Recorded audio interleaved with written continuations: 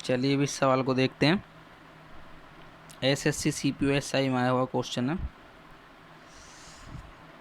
सब क्वेश्चन अच्छे हैं, सब आए हुए प्रश्न हैं। देखिए इसको कैसे करेंगे भाई। कोई व्यक्ति एक वस्तु खरीदता है और उसे 10% के लाभ पर बेचता है। देखिए मैंने मान लिया 100% पर खरीदी वो, ठीक है, 100% पे खरीदी और उसे 10% के लाभ पर बेचता है।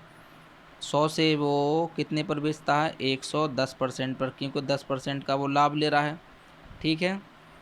तो वो 110% पर बेची। चलिए इसके बाद देखते हैं।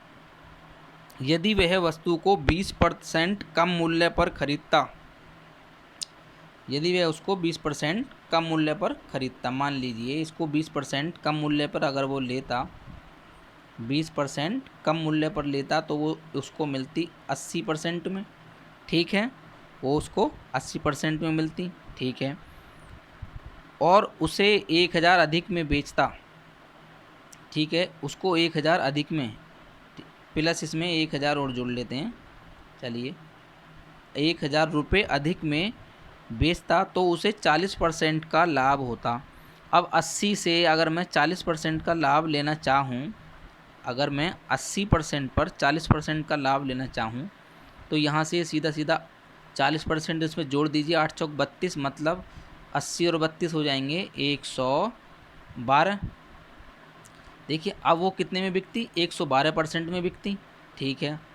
पहले कितने में बिकी थी? 110% में बिकी थी। लेकिन अब ये इसने बताया था कि 1000 फालतू का अंतर आ रहा है इसमें। पहले हमने बेची थी वो 110% में बिकी थी, लेकिन इसने बोला अगर वो उसको 20% कम मतलब 80% में ख़रीदे, ठीक है, और 1000 अधिक में बेचे तो वो जो चीज़ जो निकल कर आएगी वो इसको 40% का लाभ देती है। अब 40% का इस पर लाभ कब देगी? जब ये 112% में बेचे। तो इन दोनों में अंतर देखिए, परसेंटेज में अंतर कितने का है इन दोनों में भाई? 110%, 112%। तो कितने का अंतर है इसमें? 2% का। 2% बराबर किसकी आ रही है? 1000 के, क्योंकि रुपयों में 1000 में अंतर दे रखा है, ठीक है, क्योंकि उसको दे रखा है कि 1000 रुपये अधिक में बेचता। तो देखिए 2% बराबर हमारा 1000 है, तो हमारी कीमत हमारी कितनी थी? 100%। तो वही हमसे पूछिए क्रय मूल्य, तो 100% बराबर हो जाएगी हमारी, सीधा सीधा 50 गुना कर देंगे, ये हो जाएगी हमारी 50,000। 50,000 देखिए 50,000 रुपये, ठीक है। आंसर देखिए हमारा कौन सा? ए आंसर हमारा ठीक हो जाएगा। सही है, अच्छा सवाल था। चलिए दूसरा सवाल देखते हैं। चलिए अब इस प्रश्न को देखते हैं। एसएससी सीजीएल टार से फर्स्ट में ही आया हुआ है ये। देखिए अनु किसी वस्तु का विक्रय मूल्य उसके उत्पादन की लागत से 25% अधिक निश्चित करती है। मान लीजिए क्रय मूल्य 100, तो विक्रय मूल्य कितना अंकित कर रही है वो? 125, क्योंकि 25% फालतू कर रही है ना, ठीक है। 25% ये क्रय मूल्य है, ये विक्रय मूल्य है, ठीक है। 100 के हिसाब से वो, देखिए 100 के हिसाब से 125 अंकित कर रही है वो। अब ये बोल रही है यदि उस उत्पादन की लागत 20% बढ़ जाती है। देखिए ये लागत जो है 20% से अगर बढ़ जाती है, मतलब ये कितनी हो जाती है? 120 हो जाती है, ठीक है, ये 120 हो जाती है। और वह उसका विक्रय मूल्य 10% बढ़ा देती है। 125 का 10%, सीधा एक पॉइंट इधर खिसक जाएगा 12.5, तो ये कितना पहुंच जाएगा? इसका 10% बढ़ा देंगे, जब 125 में 12.5 जोड़ देंगे तो ये हो जाएगा, देखिए प्लस का 12.5 कर दीजिए, प्लस का 12.5, क्योंकि 10% बढ़ जाएगा, ये 137.5 हो जाएगा। तो अब हमसे लाभ पूछा है दशमलव के एक स्थान तक सही लाभ। देखिए लाभ कितना हो रहा है? 120 से 137.5 पर 17.5 बटे 120 और गुणा 100, ठीक है, ये हो जाएगा 1750 बटे 120, 0 से 1 0 कट जाएगी, तो यहाँ से आंसर आएगा हमारा 12 एक कम 12 और 5 बचा, 12 एक कम 12, 12 चौक 48 पॉइंट लगाया हमने, 12 चौक 48 जीरो बढ़ाई, देखिए 12 एक कम 12 और 5 12 जो 48 है 7, लगभग 6 14.6 लगभग हमारा। देखिए आंसर कौन सा है इसमें, डी आंसर हमारा ठीक हो जाएगा बिल्कुल। ठीक है, दशमलव की निकटतम स्थान तक पहुंचा है तो डी आंसर हमारा सही हो जाएगा। इतने % का हमको लाभ हो जाएगा। ठीक है, चलिए भाई नेक्स्ट प्रश्न देखते हैं। चलिए भी इस सवाल को देखते हैं। देखिए अच्छा सवाल है, CGL टायर सेकंड मेंस में आया हुआ सवाल है, इसको ध्यान से समझना। देखिए इसमें समझने वाली बात है, थोड़ा ध्यान से समझना पड़ेगा इसको। एक वस्तु को किसी निश्चित मूल्य पर बेचा जाता है, ठीक है, यदि उसे उक्त मूल्य के 33.1/3% पर बेचा जाता है तो 33.1/3% की हानि होती है। यदि वस्तु को मूल बिक्री मूल्य के 60% पर बेचा जाता है तो लाभ प्रतिशत क्या है। देखिए मैं इसको अब पहले एक निश्चित मूल्य ऐसा लेकर चलूँगा जो मैं उसका तिहाई करूँ तो मुझे पूर्णांक मिल जाए, क्योंकि मुझे 33.1/3% लेना है। तो कैलकुलेशन आसान बनाने के लिए मैं ऐसी लेके चलूँगा। देखिए मान लिया निश्चित मूल्य जो है उसका निश्चित मूल्य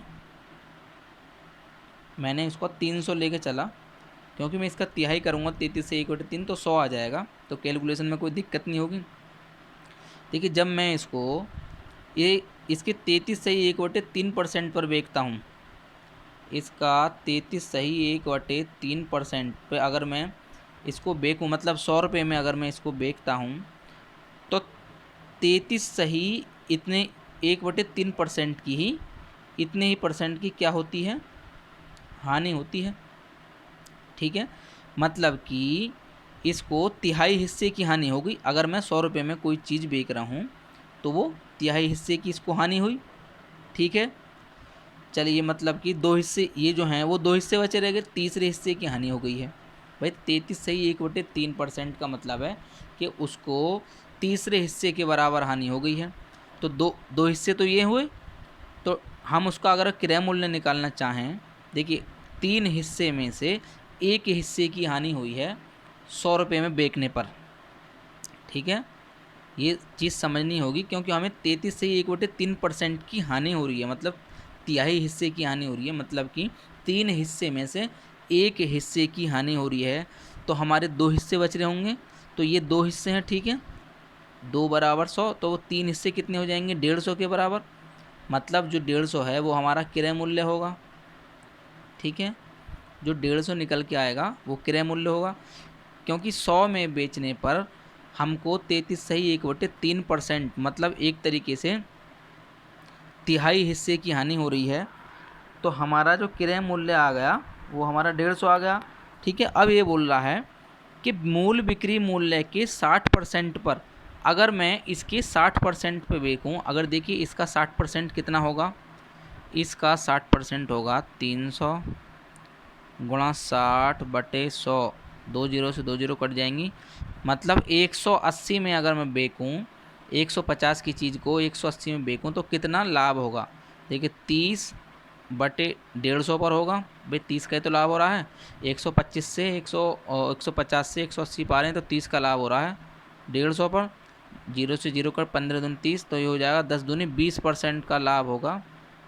ठीक है, हमारा 20% का लाभ होगा। देखिए विकल्प कौन सा है हमारा, सी आंसर ठीक है हमारा। अच्छा सवाल था, इसको ध्यान से समझना भाई। 33.1/3% का मतलब तिहाई हिस्सा होता है, 3 हिस्से में से एक हिस्सा होता है। ठीक है, चलिए नेक्स्ट सवाल देखते हैं। चलिए दोस्तों इस सवाल को देखते हैं। SSC CGL टायर सेकंड में आया हुआ प्रश्न है। देखिए ऐसा सवाल, देखिए इस तरह के सवाल जहाँ भी मिलेंगे उसकी एक ट्रिक है। सवाल है 3 रुपये में 4 केले खरीदता है और 4 रुपये में 3 केले बेचता है, परिणाम क्या होगा। देखिए इसमें क्या निकालते हैं हमेशा, इसमें 3 रुपये में 4 केले खरीद कर और 4 रुपये में 3 केले बेचता है, परिणाम क्या होगा। देखिए इसका फॉर्मूला होता है ए स्क्वायर माइनस बी स्क्वायर बटे बी स्क्वायर और गुणा 100। देखिए ए क्या है, देखिए ऊपर जो है ए स्क्वायर माइनस बी स्क्वायर करेंगे, ठीक है। तो देखिए ये 3 रुपये में 4 केले खरीदता है और 4 में 3 केले बेचता है। तो ए जो लेंगे हम 4 का स्क्वायर माइनस बी लेंगे 3 का स्क्वायर, ठीक है, बटे बी 3 का स्क्वायर और गुणा 100। तो देखिए यहाँ इसको ध्यान से समझ लेना, ए क्या लेंगे बी क्या लेंगे, ठीक है। इस तरह का प्रश्न जहाँ भी आएगा वहाँ सब में यही तरीका लगाएंगे। तो देखिए लगभग 4 चौक 16, 3 तिया 9, 16 में से 9 गए 7, ठीक है, और 0 0 बटे 9, 700 बटे 9। तो यहाँ से इसका आंसर 9 सत्ते 63। देखिए 9 सत्ते 63 और 9 सत्ते 63.77% लगभग इतना इसका आंसर आएगा। तो इतने परसेंट का इसको लाभ होगा, ठीक है ना, इतने परसेंट का इसको लाभ हो जाएगा। तो हमारा आंसर जो है सी हमारा इसका आंसर हो जाएगा, ठीक है। चलिए अगला प्रश्न देखते हैं। चलिए इस सवाल को देखते हैं। कुछ टॉफ़ियाँ 10 रुपये प्रति 11 की दर से खरीदी जाती हैं। 10 रुपये की 11, देखिए 10 की कितनी आ रही हैं वो 11, और इतनी ही टॉफ़ियाँ को 6 रुपये की 5, 6 की हमारी ले रहे हैं हम 5, इतनी बराबर बराबर टॉफ़ी लेनी है ये, ठीक है, दर से खरीदा जाता है। यदि सभी टॉफ़ियों को 1 रुपये प्रति टॉफ़ी की दर से बेचा जाता है, ठीक है, तो पूरे लेन देन पर लाभ या हानि का दशमलव स्थान तक सही क्या है। चलिए देखिए हम 10 रुपये की 11 टॉफ़ी हैं, ठीक है, इतनी ही टॉफ़ियाँ 6 रुपये की 5 हैं। 10 की 11 के हिसाब से ख़रीद रहे हैं, 6 की 5 के हिसाब से ख़रीद रहे हैं, और दोनों ही बराबर बराबर लेनी है हमको। तो देखिए हम ऐसी संख्या लेंगे इन दोनों का लैस हो, 11 और 5 का लैस है। तो देखिए यहाँ भी 55 टॉफ़ी लूँगा मैं और यहाँ भी 55 टॉफ़ी लूँगा मैं, क्योंकि उसने बोल दिया है बराबर बराबर लेनी है, ठीक है। 55 टॉफ़ी यहाँ लेंगे और 55 टॉफ़ी यहाँ लेंगे, ठीक है। तो देखिए 10 रुपये की 11 हैं, तो 55 टॉफ़ी कितने की आ जाएंगी, क्या गुना हो रहा 5 गुना, तो ये 50 रुपये की आ जाएंगी, ठीक है, ये 50 रुपये की आ गई, ठीक है। अब देखिए 6 की कितनी है 5, तो 55 टॉफ़ी क्या गुनी हो रही है 11 गुनी, तो यहाँ से 11 छिंग ये हो जाएंगी 66 की। देखिए इस हिसाब से ये टॉफ़ी हमने कितने की खरीदी, 6 और 5 6 11, 116 रुपये की टॉफ़ी खरीदी, और बिक किस हिसाब से रही हैं, देखिए कितनी टॉफ़ी हो गई हैं दोनों मिलाकर 110 टॉफ़ी हो गई हैं, और 1 रुपये की कितनी बिक रही है, एक बेचने में 1 रुपये की एक है, तो ये बिक कितने की 110 रुपये की बिक गई। 116 की खरीदी 110 की बिक रही हैं, क्या हो रहा लॉस या हानि, हानि हो रही है, ठीक है। कितने की हानि हो रही है 6 रुपये की, कितने पर 116 पर, ठीक है, गुणा कर देंगे 100 की। देखिए यहाँ से इसका हो, इसको यहाँ 600 बटे 116, ये इसका परसेंटेज में आंसर आएगा। तो 5 बार कटेगा, ये 5 बार काट लेंगे 5 पॉइंट, देखिए 5 पॉइंट में ही आ रहे हैं सारे आंसर, और हानि में है हानि लाभ। अच्छा चलिए 5 पॉइंट कर लेते हैं। पहले इसको 116, इसको और भी काट लेते हैं भाई, इसको हम 5 पॉइंट में करेंगे, 20 बचेगा, 0 बढ़ा लेंगे, 116 दूनी 5.2% का हानि होएगी। आंसर देखिए हमारा 5.2% हाना, ए आंसर ठीक है हमारा, 5.2% की हानि, ए आंसर हमारा ठीक है। चलिए दोस्तों अगला प्रश्न देखते हैं। चलिए भी इस सवाल को देखते हैं। अनिल रुपये 8 में 6 की दर पर कुछ वस्तुएं खरीदता है और उन्हें 12 में 10 की दर पर बेचता है। उसका प्रतिशत लाभ या हानि क्या होगी? चलिए देखते हैं। देखिए 8 में 6, 8 में कितनी खरीदा था वो? 6, और बेच किस हिसाब से रहा है? 12 में 10 बेच रहा है वो। चलिए देखिए 8 में 6 खरीदी हैं, 12 में 10 बेची हैं। इनको देखिए बराबर करिए। अगर मैं इसको 8 में 6 खरीद रहा हूँ तो मैं 12 में कितनी खरीद लूँगा? बताइए। 8 में अगर मैं 6 ले रहा हूँ तो 4 में 3 लूँगा, ठीक है। तो 12 में कितनी हो जाएंगी? 6 में 3 जोड़ दीजिए तो 12 में कितनी हो जाएंगी? यहाँ 12 में हमने क्या खरीदी? 9 खरीदी। 12 में 9 खरीदी और 12 में 10 बेची हैं, ठीक है। देखिए 12 में 9 खरीदी और 12 में अब 10 बेच रहे हैं, ठीक है। समझ में आ रहा है? देखिए 12 रुपये मेरे 9 को खरीदने में गए थे और 12 रुपये मुझे 10 को बेचने में मिले हैं। तो हमें एक वस्तु का लॉस हुआ है, ठीक है। एक का लॉस हुआ है, 10 बेचने पर एक का लॉस हुआ है, ठीक है। मैंने बताया था पिछली वीडियो में कि जहाँ इस तरह का सवाल मिले कि जितने बेची हैं उन पर हमें कितने का लॉस या प्रॉफिट हो रहा है, उसी चीज़ से निकाल लेंगे हम। तो यहाँ देखिए एक टॉफ़ी की हमको हानि हुई है, कितने बेचने पर? 10 बेचने पर हुई है। तो यहाँ से निकाल देंगे डायरेक्ट। हमारा कितनी हानि आ जाएगी? हानि आ जाएगी 10 दाम 10%। आंसर देखिए हमारा डी आंसर, 10% की हानि, लाभ नहीं हानि होगी। ए आंसर ठीक होगा हमारा ए आंसर हमारा ठीक हो जाएगा।